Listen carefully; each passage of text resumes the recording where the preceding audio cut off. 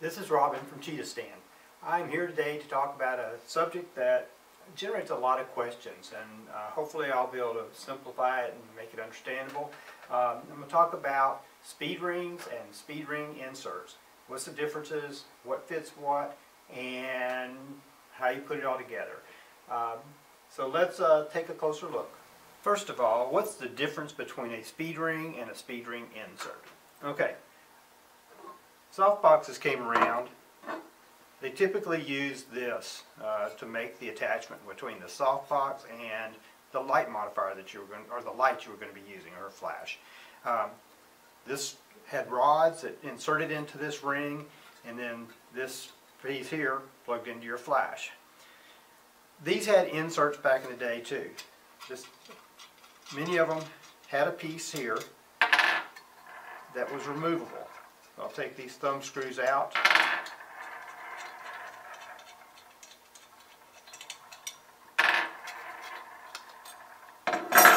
And this is a speed ring insert.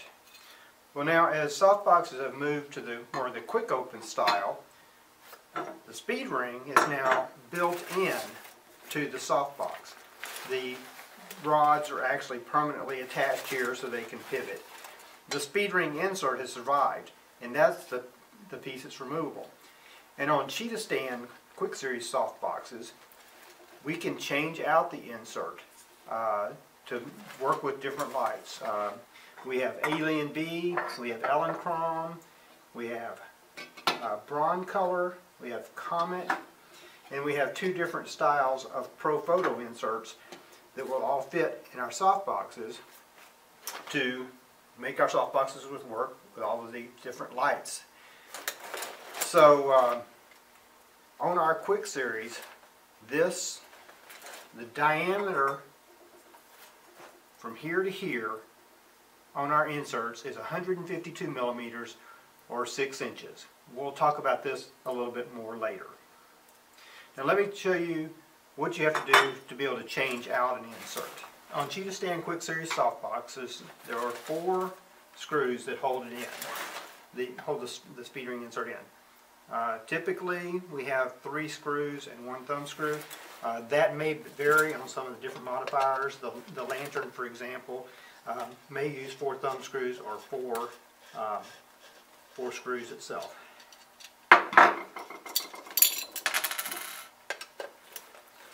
So we take out each of these.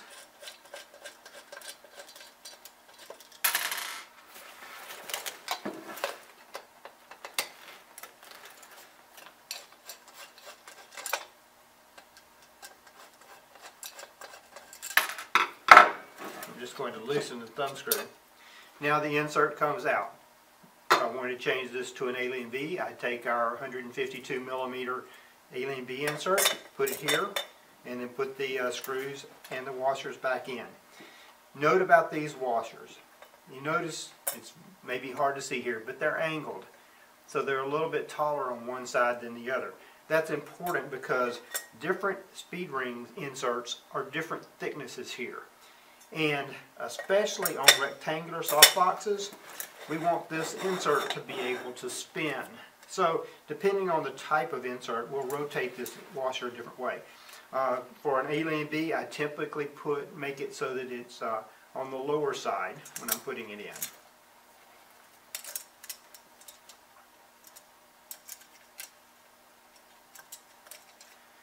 Now once I've tightened this down, normally I would put all 3 in. I'm just going to put in 1 now to show you. I can tighten this all the way down. And as you can see, even if I tighten the thumb screw down all the way,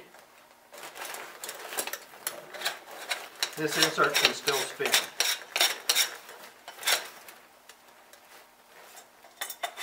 When I loosen the thumb screw, I tighten the thumb screw and it locks in place. Again, on a round soft box this is particularly important, but on a rectangular sometimes you want to be able to change from like a portrait orientation to a landscape. On thicker soft boxes, I'll turn this so that the high side is out, and when I put it in, then it won't lock down the insert and allow it to spin.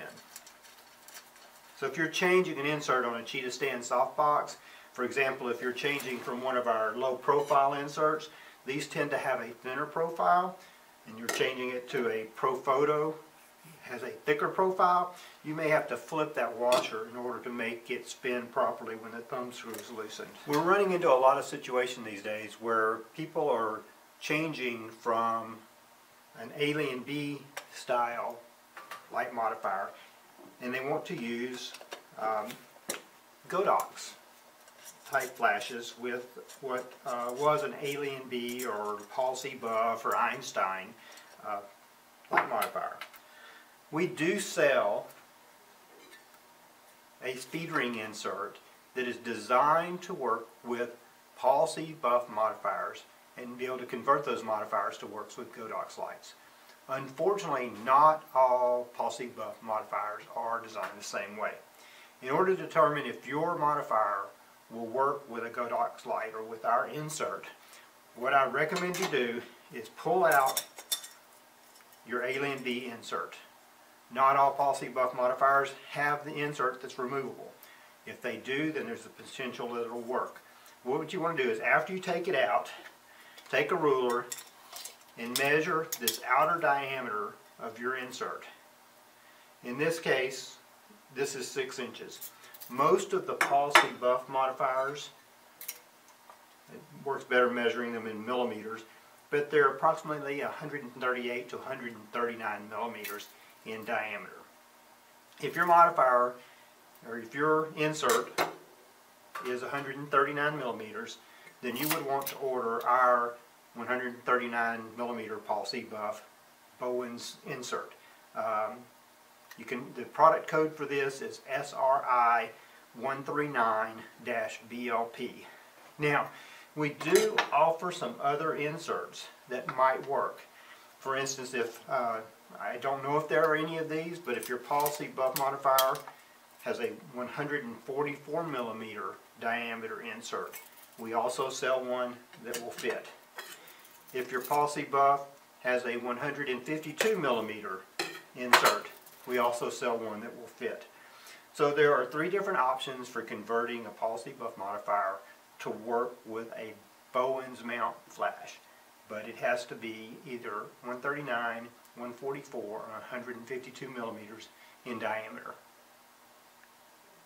I hope this clears it up. We get a lot of questions about that, and we really want to help, but unfortunately we can't convert every modifier. And just a note, if you have any modifier that has a removable insert and you're trying to convert it to some other flash, then we may have an insert that will work for you. The key is remove the insert from the modifier that you currently have, measure the diameter here, and then you can look on our website and see most of our inserts are 152 millimeter. In fact, Alien B, Allen Chrome, Broncolor, Comet, and Pro Photo, we only have 152 millimeter inserts, approximately 6 inches in diameter. For Bowens, we have 139, 144, and 152 as options.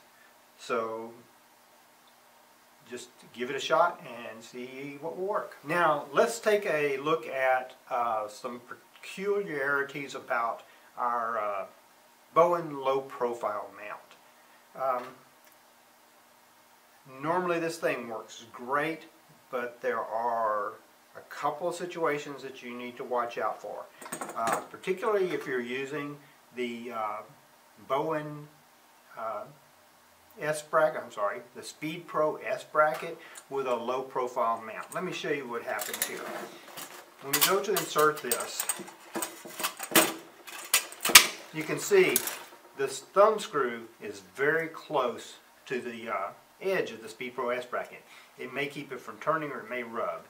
And in fact, the prior versions of the Speed Pro S bracket was slightly larger in diameter, and it would strike this thumb screw and you wouldn't even be able to install it. So what we suggest in this case is to change the thumb screw out to a normal screw, just like the screws that are in the rest of the holes. Once you do that, then the Speed Pro S bracket will work just fine. The only downside of that is if you're using a rectangular box, you don't have a thumb screw to loosen to turn the box.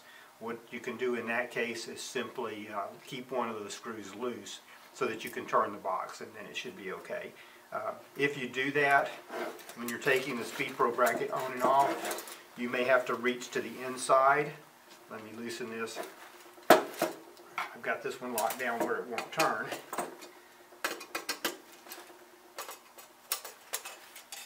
But if the low profile mount is loose so that it can turn, to be able to turn your softbox, then it may be difficult to put the Speed Pro S bracket on and off. So you may have to reach inside to hold it to be able to loosen it. But we do recommend, if you're using this Speed Pro S bracket, or there's a product from Godox called an ADB2 that lets you connect two AD200s into one box. That also has this flange on it, which can come in contact with the thumb screws. On that, we also recommend changing it and using just 4 screws to hold the insert in. Well, I hope that helped answer some of your questions about speed rings and speed ring inserts and how to change them out and how to know how to swap them to different brands of lights. Hopefully you find this information useful. You have a great day. Again, this is Robin with CheetahStand.